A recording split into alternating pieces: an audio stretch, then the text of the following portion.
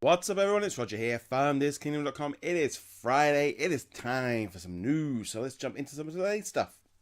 Okay, first off, Pop Vinyl fans, the new Indiana Jones Pop Vinyl is out now in Disneyland and Walt Disney World. It also has appeared on DisneyStore.com and on the Disney Shop app. Now, as of right now, it's still available, but it could very easily sell out very, very quickly, and also it could even sort of be up and down for the next couple of days, because this tends to happen on the Disney Store website. Tends to with sort of exclusives like this. Depends really on how many they're made. I would expect they've probably made a lot of these, and you know they're not limited edition, so they can keep bringing them back in and out. It is supposed to be a Disney Parks exclusive, so it's not going to be able to be found in Disney stores or in sort of Hot Topic or anything like that. So you're only going to be able to get it online at DisneyStore.com and at the two theme parks.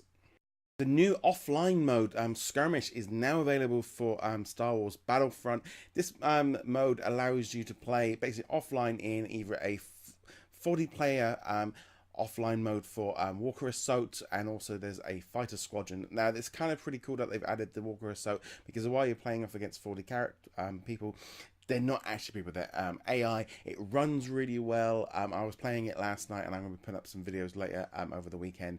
It's just a lot of fun to have an offline mode.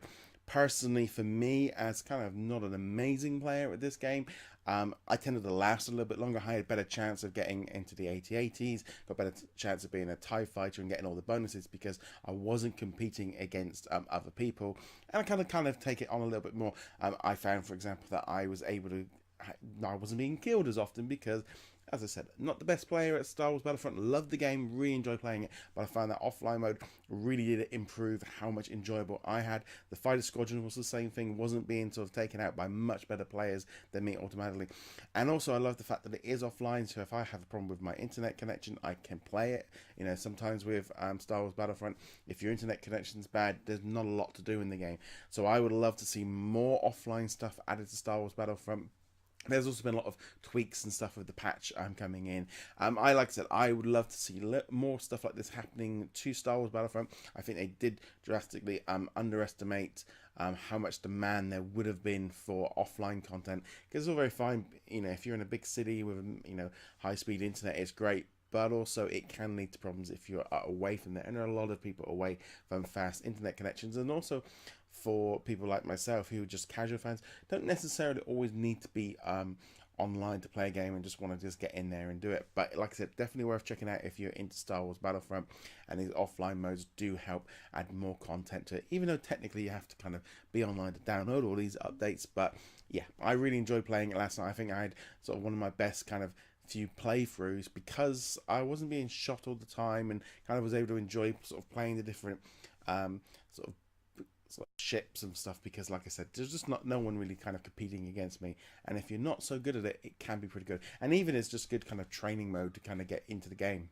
At San Diego Comic-Con, Netflix and Marvel kind of released a teaser trailer for saying that the series 3 of Daredevil will be coming to Netflix coming soon. Didn't particularly say a date. It wouldn't surprise me if this is way off in 2018, because we've already got Luke Cage coming out in September. We've also then got Iron Fist coming in 2017, and they also announced a new trailer for the new Defenders one. There was kind of more of just a logo, just moving things around. The Iron Fist one does look really, really exciting. I'm really excited about all of these new content coming from Netflix. It's actually the main reason I subscribe to Netflix is for these Marvel shows. I've loved Daredevil, loved Jessica Jones, so the idea of having all these different ones really does look good. The trailers do look great. I can't wait to see what they look like when we see them. Obviously, Luke Cage's trailer was a little bit more darker and a little bit more action-packed, but that is the one that's going to be coming first. Iron Fist trailer, again, was very, very good in terms of trying to set up, that there was an airplane crash and he was brought up by monks and has got some kind of special powers as it's all exploded up. And yeah, I am just really excited about all of this new content coming to it. And when they all come together for the Defenders, I think it's going to be pretty cool. So definitely a great time for sort of Marvel, with all these Netflix series, as I said, personal favourites of mine. Okay, guys, thank you very much for watching. Be sure to hit that subscribe button if you are on YouTube. You can also subscribe on the audio versions as well. And if you're on Facebook, you can give us a like. You can get in touch with us through Twitter, Facebook, or comments, and I'll be quite happy to answer some of your questions and stuff.